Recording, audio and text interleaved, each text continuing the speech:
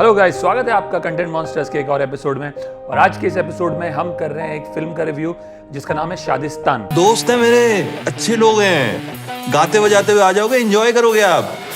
आंखों की जगह जो गोटे लगे हुए हैं ना, पहले उनको सही जगह पे लेके जा, ठीक है? म्यूजिक में शादिस्तान हाल ही में रिलीज हुई है हॉटस्टार पर और इसके मुख्य कलाकार हैं कीर्ति कुलड़ी, राजन मोदी, निवेदिता भट्टाचार्य, अपूर्व डोगरा, के मेनन और मेधा शंकर। अब कहानी क्या है? कहानी है एक ऑर्थोडॉक्स मिडिल क्लास फैमिली की जो किसी भी तरह राजस्थान के अजमेर में एक शादी में पहुंचना चाहते हैं। उनकी फ्लाइट मिस हो गई है किसी वजह से और उनके पास जाने का और कोई जरिया नहीं है। अब एक ही ऑप्शन बचता है जो कि उनका राजन मोदी का जो किरदार प्ले कर रहे हैं, जो कि फादर का रोल प्ले कर रहे हैं, उनके भांजे की शादी है और उनका भांजा उन्हें रेकमेंड करता है कि वो उस बैंड के साथ एक बस में आए जो उसकी शादी में प्ले करने वाले हैं। अब ये जो बैंड है उस दूल्हे के कॉलेज के ज़माने के सीनियर्स हैं और ये लोग टिपिकली रॉक शोज़ करते हैं बट कभी कभार शादियों में भी परफॉर्म कर लेते हैं पैसे कमाने के लिए। तो बहुत ही रिलक्टेंटली, बहुत ही हेजिटेंटली राजन मोदी जो कैरेक्टर प्ले कर रहे हैं अपने परिवार के साथ इस बस में ट्रैवल करते हैं अपने भांजे की शादी में। अपने भांजे की शादी में जब वो जा रहे हैं वहाँ पे वो अपनी बेटी की भी शादी करा रहे हैं। उनकी बेटी सिर्फ 18 साल की है, वो बिल्कुल शादी नहीं करना चाहती, वो आगे पढ़ना चाहती है।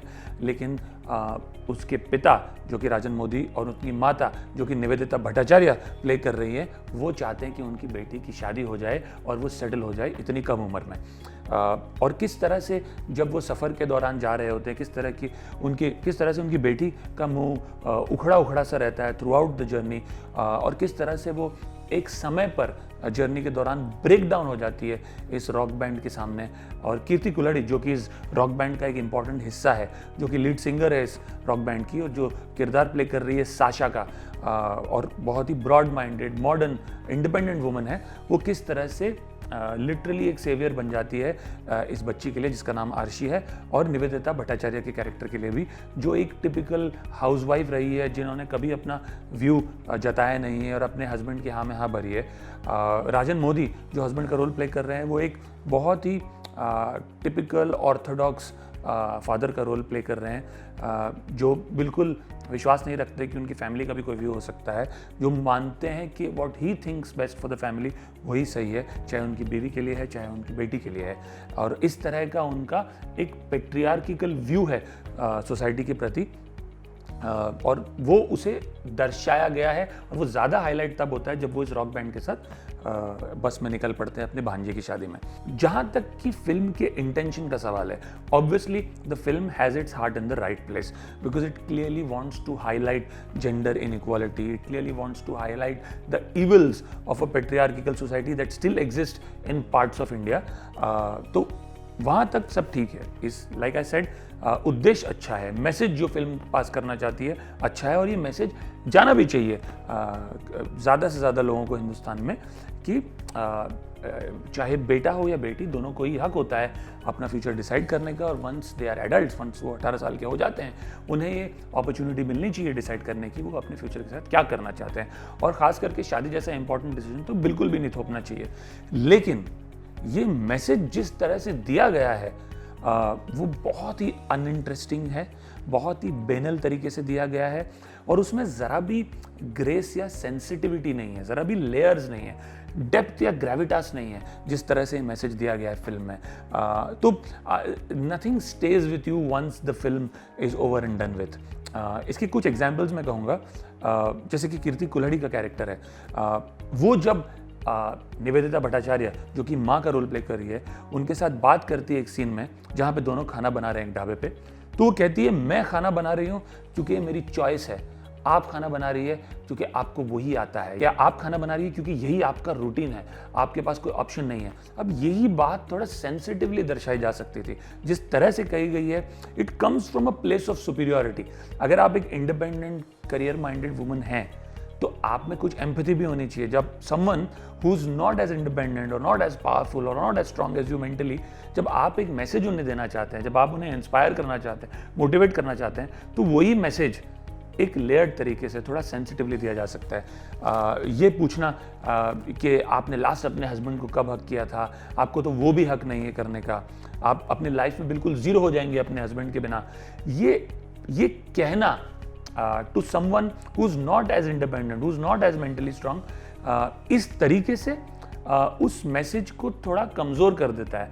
And it's literally this saviour complex coming in कि आप हो क्या, हम जैसे लोग हैं जो आपको बचा सकते हैं। In fact one of the statements in the film is हम जैसी औरतें लड़ती है ताकि आप जैसी औरतों को अपनी दुनिया में लड़ाई ना करनी पड़े। हम जैसी औरतें लड़ाई करती हैं ताकि आप जैसी औरतों को अपनी दुनिया में लड़ाई ना करनी पड़े। And that comes from Kirti Kulkarni's character to Nivedita Bhattacharya's character. Now to me that is a real letdown. आपका इतना अच्छा इंटेंशन होने के बाद आप अगर अपना मैसेज आपके फिल्म के हीरो के जरिए या मुख्य किरदार जो कि कीर्ति ने निभाया है उस किरदार को इस तरह से पहुंचा रहे हैं, तो आप क्या चेंज लाने की कोशिश कर रहे हैं या you are putting down someone, you are talking down to someone.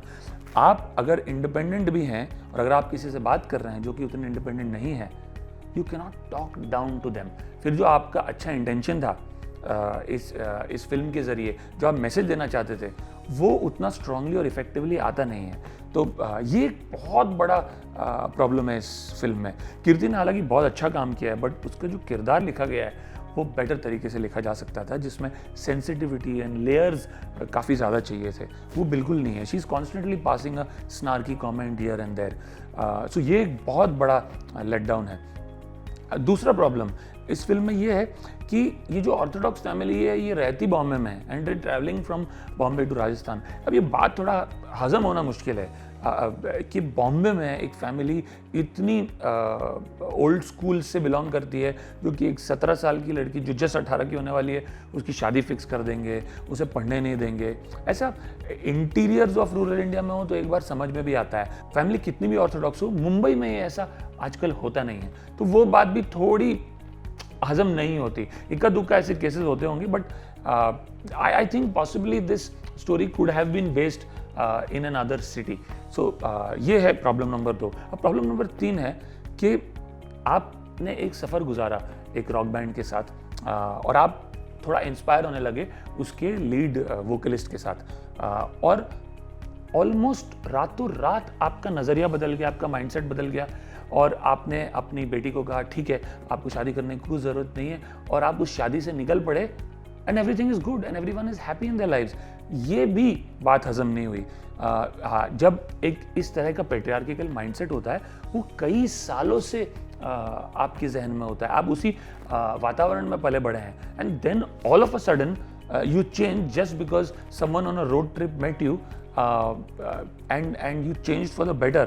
इतने सालों का एक ऑर्थोडॉक्स माइंडसेट आपका रातों रात चेंज हो गया and the film ends on a very happy note। तो बहुत सडन प्रोग्रेशन हुआ, बहुत सडन चेंज हुआ किरदारों में, खास करके राजन मोदी के किरदार में जो कि फादर का रोल प्ले कर रहे हैं। तो ये भी बहुत अटपटा है and like I said because there are no layers in the story, there is no depth or gravitas, there is no element of humor also in the story। I just want you guys to say hello to this lovely Indian family।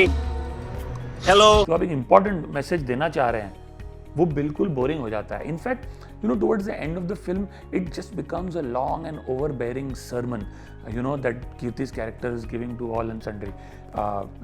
आप एक अच्छा message जब देना चाहें उसे interestingly देना and with poise देना वो बहुत ज़रूरी है, वो इस फिल्म में कम्प्लीटली मिसिंग है। एक ही अच्छी बात है इस फिल्म की कि ये सिर्फ अराउंड 90 मिनट्स की है, बहुत जल्दी खत्म हो जाती है, तो यही मैं इसको क्रेडिट दूंगा।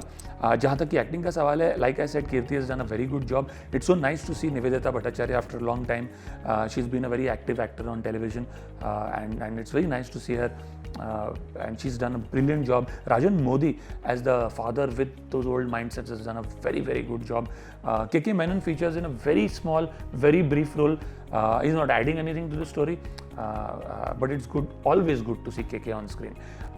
so जहाँ तक कि एक्टिंग का सवाल है I wouldn't have many problems with that part, but the story itself, the way it's written is very boring, the way it's filmed is very uninteresting and Raj Singh Chaudhary, who's the director, I wish he would have done a much better job with this।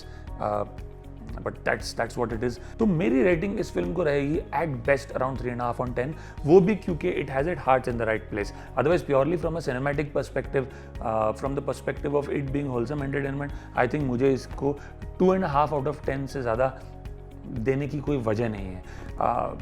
Purely if you have nothing else to do, avoid watching this film is all I'd say. If you've seen the film and if you have any comments to make contrary to what I have said, please do comment in the comment section below. And if you've liked the video, please do subscribe to our channel. We'll keep coming back to you with more such videos from time to time. Thank you and see you soon.